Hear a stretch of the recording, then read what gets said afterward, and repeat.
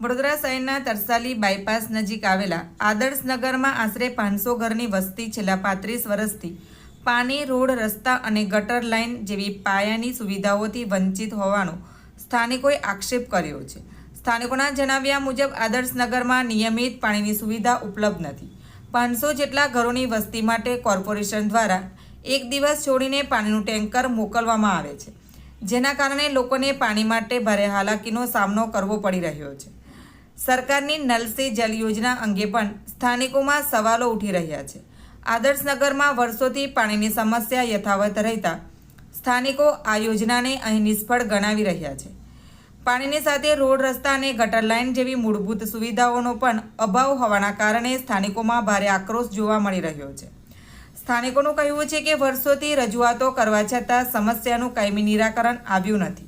હવે જો તંત્ર દ્વારા તાત્કાલિક ધોરણે પાણી, રોડ અને ગટર જેવી પાયાની સુવિધાઓ ઉપલબ્ધ કરવામાં નહીં આવે તો ઉગ્ર આંદોલન કરવાની સ્થાનિકોએ ચીમકી ઉચ્ચારી છે. હવે જોવાનું એ રહેશે કે સ્થાનિકોના આક્ષેપો અને માંગણીઓ બાદ વડોદરા કોર્પોરેશન દ્વારા આદર્શનગરની સમસ્યાઓના કાયમી ઉકેલ માટે ક્યારે કામગીરી હાથ ધરવામાં આવે છે. જ્યારનું આદર્શનગર બન્યું ત્યારની જ સમસ્યા છે. શું તકલીફ શું છે તમારી? નળ નથી, ગટર નથી, બધી જ રોડ નથી, બધી જ ચોમાસામાં પાણી પણ ભરાય છે બધાના ઘરોમાં. બધી જ સમસ્યા છે જ, મતલબ ટોટલી. ખાલી આ 5 વર્ષથી આ ઉભા છે વડીલ, એમને ટેન્કર લાવતું કર્યું છે એટલે 3 દિવસે ટેન્કર આવે છે તો બધા 2-3 કલાક બગાડીને પાણી ભરે છે. હમણાં બી 3 દિવસ. હા, તો ત્રીજા દિવસે એક દિવસ છોડીને જ આવે છે. કેટલા ઘરોની વસ્તી હશે? 500. અને કેટલા ટેન્કર આવે છે? એક જ ટેન્કર આવે છે 500 ઘરોની વસ્તીમાં પીવાના પાણીનું. વાપરવાનું તો છે જ નહીં. 30-35 વર્ષથી વાપરવાનું તો લોકો 600 રૂપિયા ભરે છે.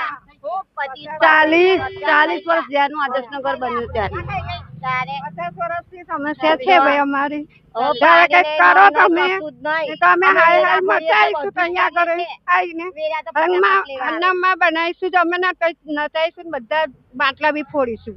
આપણે પાણી માટે તમે જે પૈસા જે ભર્યા છે ઘરે ઘરે વેરો ભર્યો છે અમે, અને આટલી તકલીફ છે 1500 રૂપિયા તારે. અને અમને 50 વર્ષથી આ ઉપાધિ છે અમને, અને પાણી અમારા પગ બી તૂટી જાય છે કારબા વહી વહીને.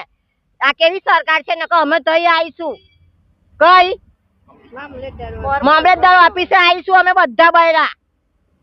જેમ કે જોવો છો આપણે કે અહીંના લોકો એટલા બધા ત્રાસી ગયા છે, કંટાળી ગયા છે કે આ લોકોની એટલી બધી સમસ્યા છે. નથી કોઈ ગટર લાઈન, નથી પાણીની લાઈન, નથી સુવિધા. મિનિમમ 50-60 વર્ષથી આ લોકો અહીંયા આગળ વસાવટ છે. 500 ઘર છે અહીંયા આગળ.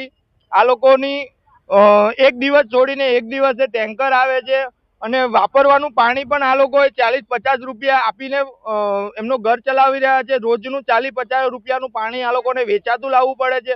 માંથી કેટલા સમયથી આ લોકો કોર્પોરેશનના ટેન્કર ચાલુ થયા છે? હમણાં 5 વર્ષથી થયા છે ખાલી, બસ આ 5-1 વર્ષ થયા. એના પહેલા તમે પાણી ક્યાંથી લાવો? અમે તો ગામમાંથી કારબા વહીને લાવતા હતા, માથે લાવતા હતા. આ વેચાતું પાણી ભરે 40 રૂપિયાનો એક કારબો પાણીનો.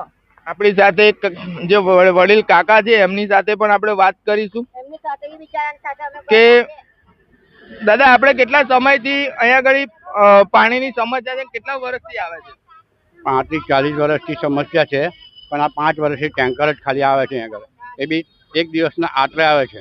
આપણે ક્યાં સુધી રજૂઆત કરી છે? અમે તો બધા જ કરી છે રજૂઆત, પણ કોઈ આમ એમનું કોઈ સાંભળવા જ તૈયાર નથી. એટલે કઈ જગ્યાએ? કોર્પોરેશન 19 નંબરમાં બી કરી છે, ખંડેરા માર્કેટ બી કરી છે, મેયરને બી કરી છે. જે પહેલા હતા એ મેયર, અત્યારની મેયર નહીં, પહેલાના મેયર કંટાળીને અમે પછી બંધ કરી દીધું. વારંવાર રજૂઆત કરી છે, તોય છતાં આ લોકોની કોઈ પ્રોબ્લેમનું નિરાકરણ નથી આવ્યું. જોડાતા રહો ઝડપ ન્યૂઝ સાથે. હું આપનો મિત્ર લાલજી ભરવાડ.